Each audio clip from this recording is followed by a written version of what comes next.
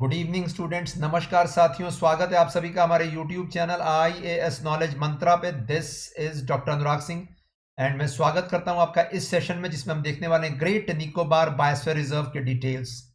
Before proceeding and let me tell you students that हम लोगों ने map practice for UPSC mapping की series में लॉन्च किया एक स्पेशल सीरीज, जिसमें बायोस्फीयर रिजर्व्स का पूरा फोकस बायोस्फीयर रिजर्व्स पे पूरा फोकस है। We are seeing each and every detailed information about all the biosphere reserves in India। और इस सीरीज के बाहर आपको बायोस्फीयर रिजर्व्स के ऊपर कुछ नहीं देखना है, दिस इज माय एश्योरेंस।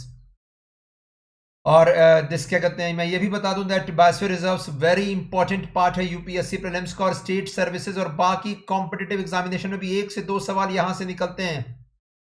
तो यूपीएससी प्रीलिम्स आप क्वालिफाई नहीं कर पाइएगा unless and until you have a hold over environment section.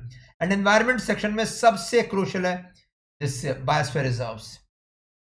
तो जस्ट क्या कहते हैं, इसका इंपॉर्टेंस कितना है मैं बोलूंगा। यूपीएससी का सिलेबस निकालिएगा, UPSC syllabus, take out the UPSC syllabus, take out previous year question papers of prelims and then you will come to know the importance of this.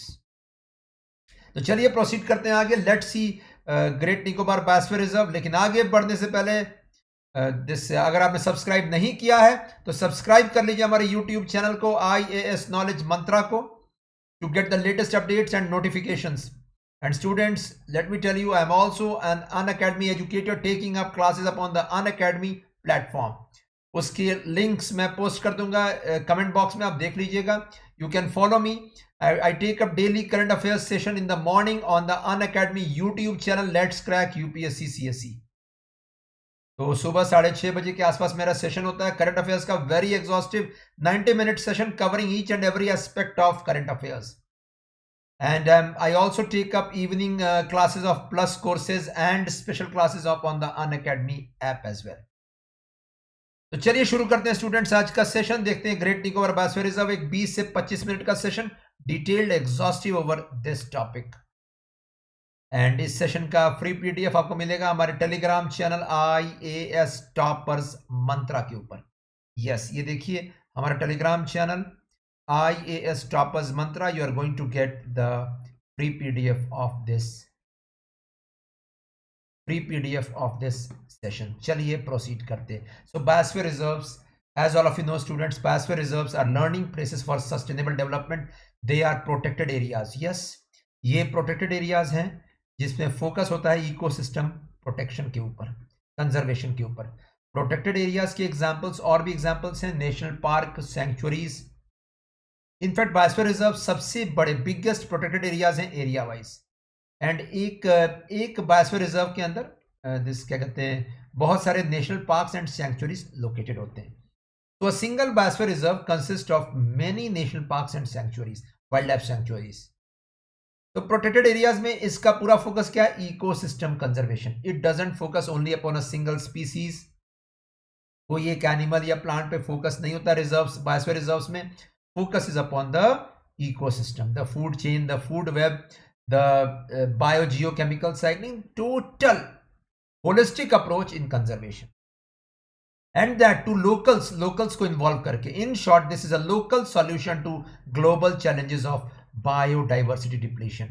तो बायोडाइवर्सिटी जो डिप्लीट कर रहा है ग्लोबल लेवल पर, उसको save करने का जो आसान तरीका, लोकल सॉल्यूशंस, जो लोकल्स वहां रहते हैं, ट्राइबल्स, उनको लेकर।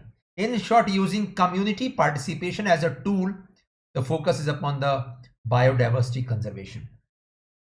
And these biosphere reserves are demarcated across the world by various countries। yes, अपने jurisdiction में every country has demarcated biosphere reserves। and some of these biosphere reserves are chosen by UNESCO। UNESCO is United Nations Educational, Scientific and Cultural Organization, UNESCO। UNESCO is the global body which has launched a program known as Man and Biosphere Program, as you can see। MAB, man and biosphere programme नाम से programme launch किया है UNESCO ने 1971 में। Focus क्या है, it chooses certain biosphere reserves across the world and this choosing of the biosphere reserves is upon a criteria. strict criteria is followed and after choosing it maintains the list with itself and जो भी choose होते हैं biosphere reserves, they are funded and they are help technically by technical help, funding help by UNESCO. In short एक added advantage है। So all of the countries want that their biosphere reserve should get selected into this UNESCO managed biosphere program, but not all of them get selected.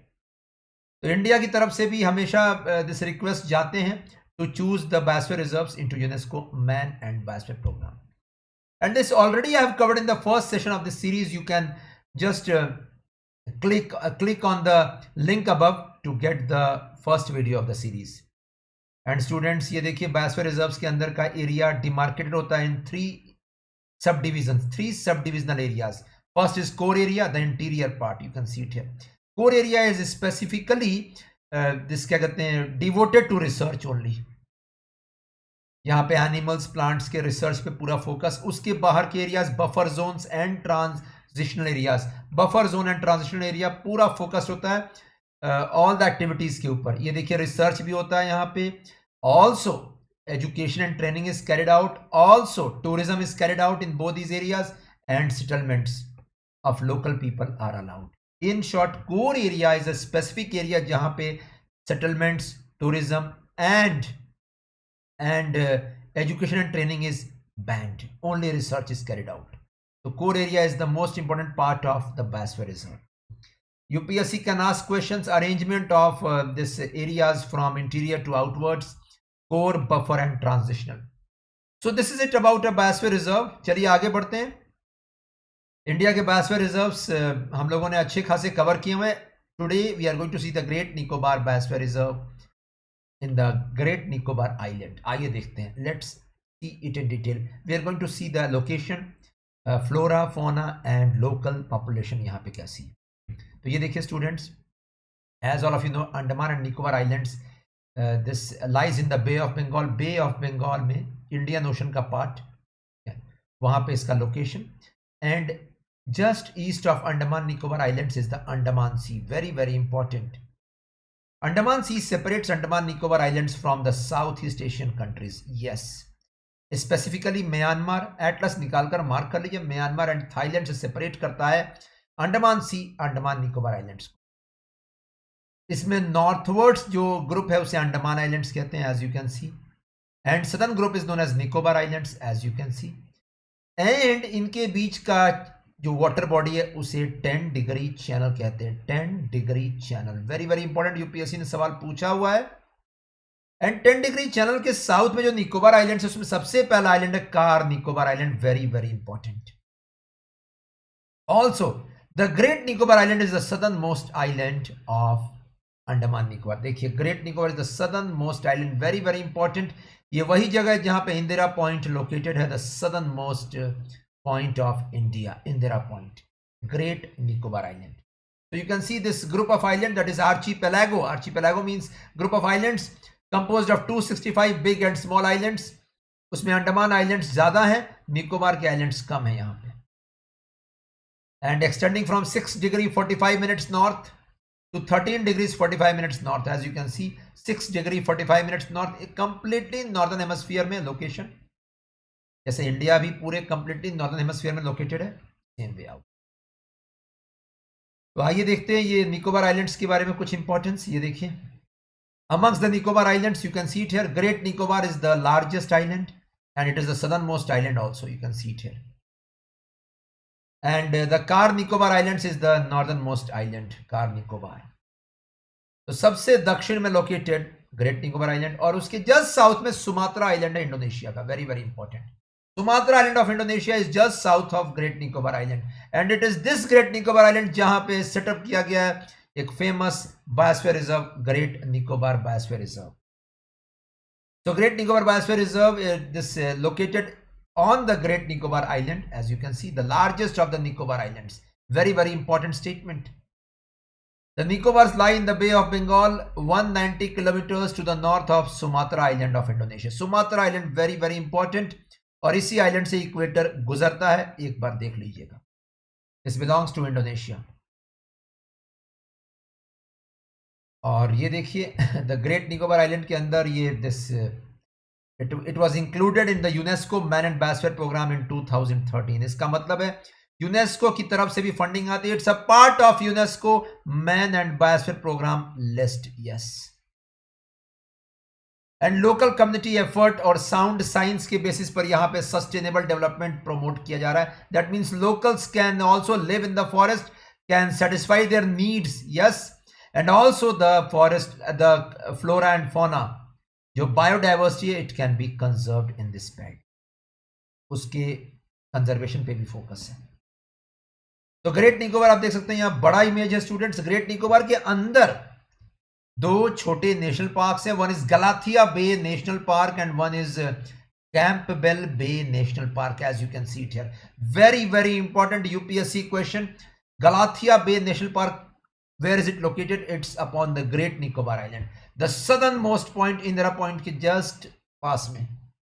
And the Campbell Bay National Park is located in the Great Nicobar Biosphere Reserve only। और ये देखिए यहाँ पे Galathea River is flowing towards the Galathea Bay. Very very important, Galathea River is on great Nicobar. और यहीं पे एक mountain peak है, Mount Thuillier, you can see it here, Mount Thuillier mountain peak out here, the highest mountain peak upon the island. And इसके आसपास tropical evergreen forest, you can see it here, tropical wet evergreen forest. Very very important, dense forest इस belt में, and बहुत wide spectrum है ecosystem का, लेकिन सबसे crucial है ट्रॉपिकल वेट एवरग्रीन फॉरेस्ट। और यहाँ पे ट्रीज के स्पीसीज में भी बहुत ज्यादा एंडेमिज्म है, and you can see orchid tree species and tree ferns are also found, you can see it rare and endemic species out here. Plants में भी फर्न स्पीसीज यहाँ पे हैं, ऑर्किड स्पीसीज यहाँ पे। This shows that it has a massive endemism. In short students, जितने islands हैं वहां पे एंडेमिज्म ज्यादा होता है। And let's see the fauna. यहाँ का फौना सबसे ज्यादा इंपॉर्टेंट है, जिसके ऊपर सवाल निकल सकते हैं। One is dugong is also found in this belt. Dugong we saw it in Gulf of Mannar biosphere reserve. Dugong the sea cow हम लोगों ने देखा था, तो आपको इसके बारे में देखने के लिए आपको गल्फ ऑफ मन्नार, जस्ट इसके पहले का सेशन आपको फोकस करना पड़ेगा। Dugong known as sea cow is a herbivorous animal, herbivorous mammal living in the this oceanic belts. It is found in Gulf of Mannar and Great Nicobar. Very very important. तो आइए देखते हैं कौन कौन से, इसके अलावा ड्यूगोंग के अलावा कौन कौन से स्पीसीज यहाँ पे बहुत इंपॉर्टेंट है। पहला है निकोबार मेगापोड। ये देखिए, this is expected this year in UPSC prelims. इस पे ऑलरेडी द हिंदू में भी आ चुका है, 2021 में न्यूज आया हुआ है। निकोबार मेगापोड, मेगापोड का मतलब होता है जिसके क्या कहते हैं, फीट बड़े बड़े हैं। The feet is it's like this bird resembles a hen and it has a very wide feet, इसीलिए megapode, big feet. And Nicobar islands में पाया जाता है ये बर्ड। ये देखिए, इसके कुछ फीचर्स देख लीजिए। निकोबार मेगापोड और Nicobar scrub fowl is found in some of the Nicobar islands. इसमें सबसे ज्यादा ग्रेट निकोबार आइलैंड में।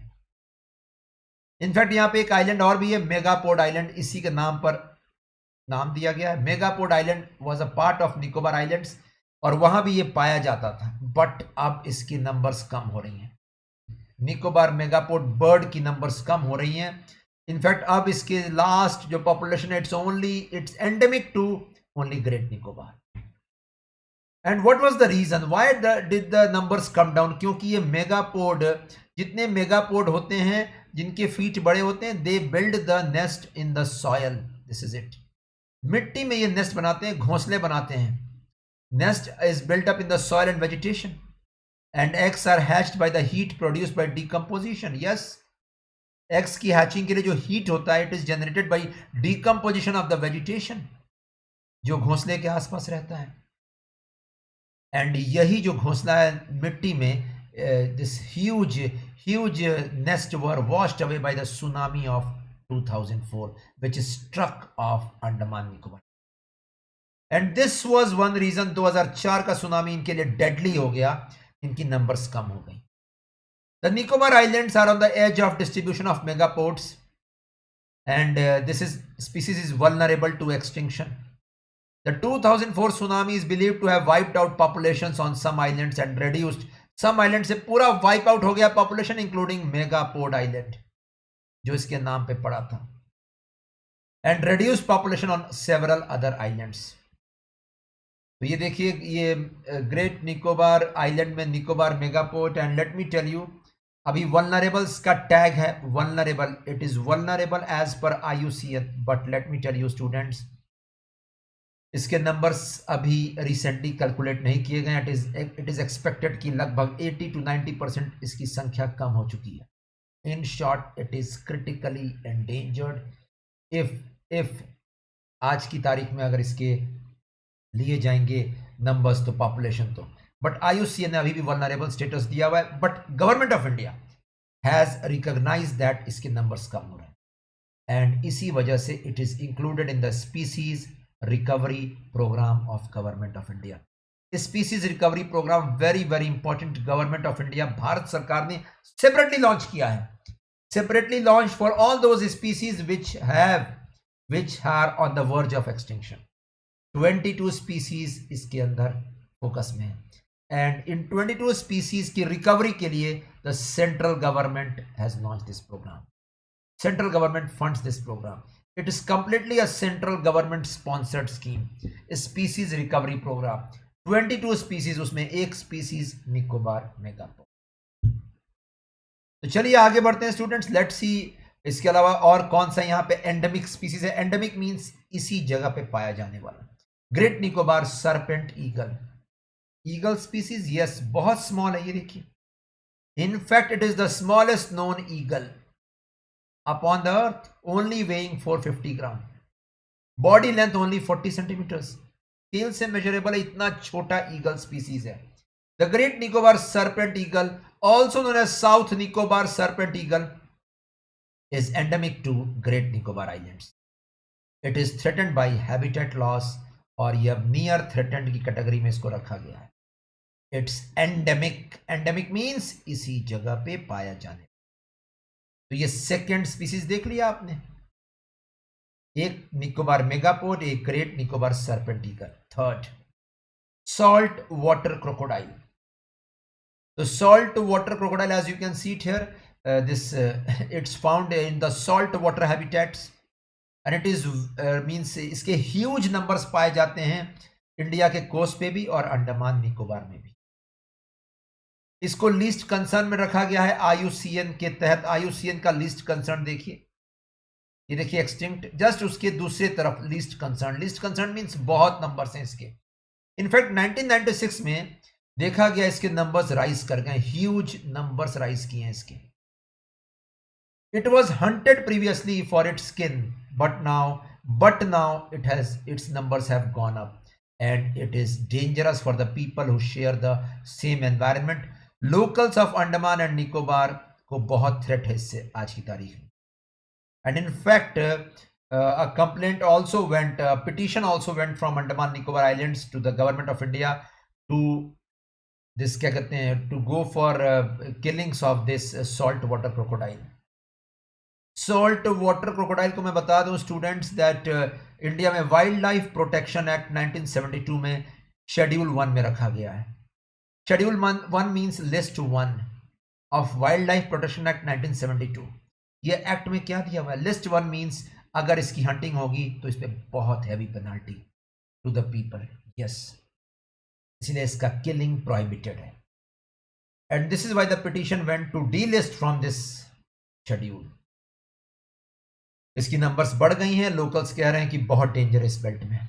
एंड देखिए स्टूडेंट्स, इसके अलावा the last crucial species leather back sea turtle. तो सॉल्ट वाटर क्रोकोडाइल के अलावा लेदर बैक सी टर्टल भी केवल यहां नहीं पाया जाता, it's found throughout the Indian coastline as well. Leatherback नाम से क्या समझ में आ रहा है, it is differentiated from the other sea turtles because it lacks a bony shell. In fact it has a leather like skin, इसलिए leatherback turtle. ये देखिए leatherback turtle, no bony shell. This can be asked in UPSC, इतना याद रखिएगा. It is the largest of all the living turtles, yes, and fourth largest reptile, यानी reptiles के बीच में ये फोर्थ लार्जेस्ट है, फोर्थ हैवीएस्ट है after all the 3 types of crocodiles.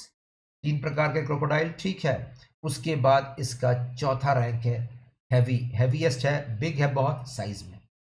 तो it's found in the great Nicobar biosphere reserve. तो great Nicobar biosphere reserve has the presence of this salt water crocodile, leatherback sea turtle, Great Nicobar serpent eagle and Nicobar megapode. Also dugong, and इसके अलावा plants में tree fern and orchids के कुछ endemic species.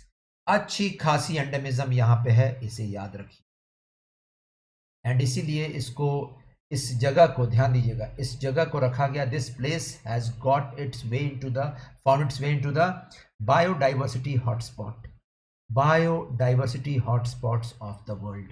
तो students comment box में आपको लिखना है बायोडाइवर्सिटी हॉटस्पॉट्स का क्या क्राइटेरिया है। शायद आपको पता होगा India has presence of 4 biodiversity hotspots and 1987 में ये पहली बार ये शब्द आया था। Norman Myers the person name who began all this biodiversity hotspot.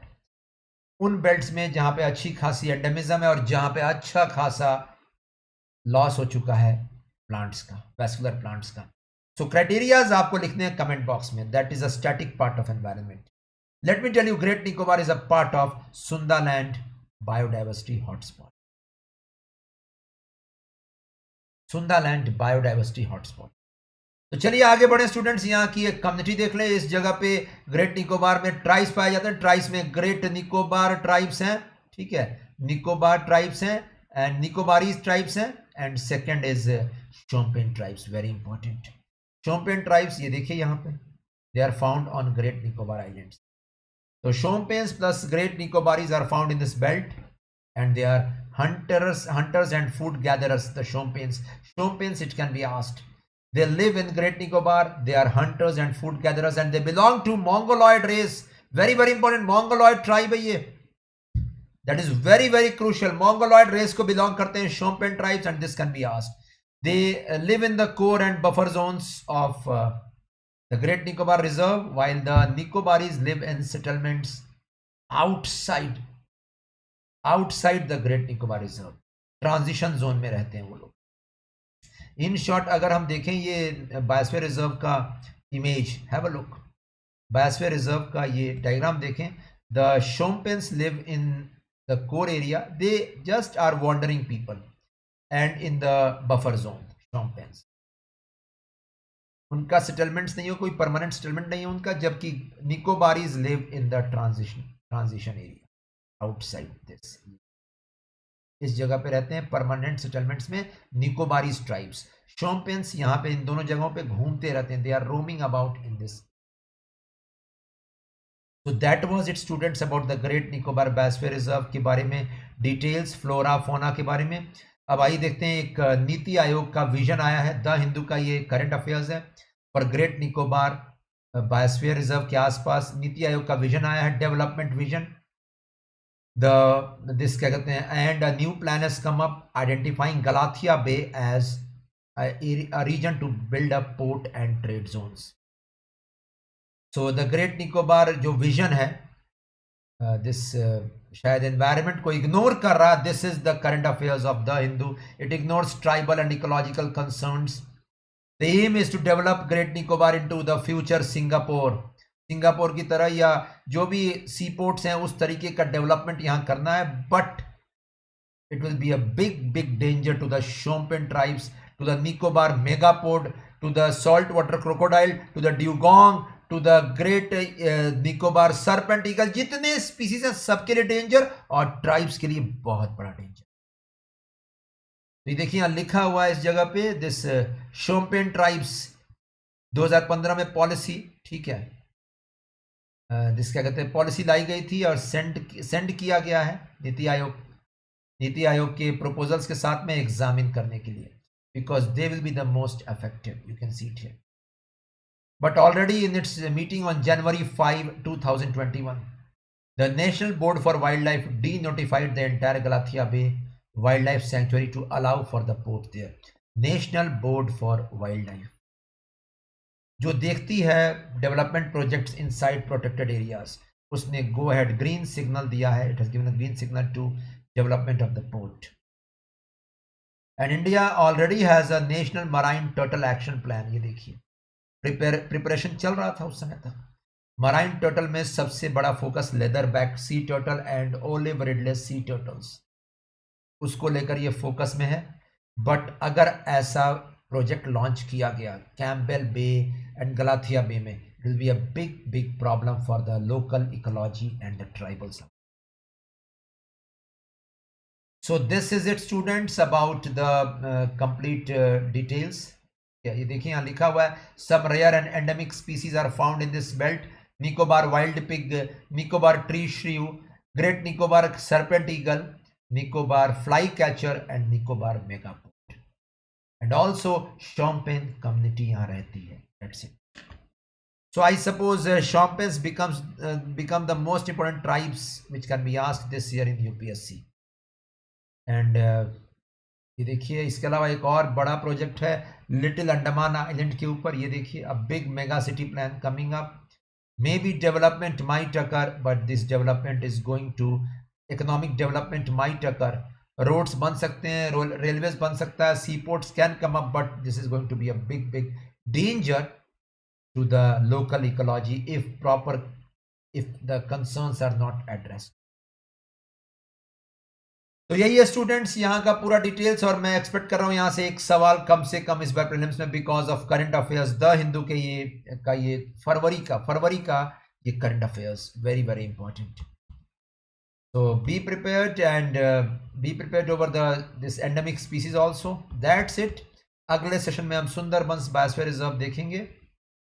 Will finish off the rest 5 या 6 बायोस्फीयर रिजर्व्स रह गए फिनिश करने के लिए। Will finish it off in the next 1 week. So thanks a lot, and don't forget to come to the Telegram channel IAS Toppers Mantra to take the PDF of this, and subscribe कर लीजिए इस channel को to get the latest notifications about the best videos of mapping and environment. नमस्कार students, जय Hind, take care and be proud to be Indian citizen. I will end this session.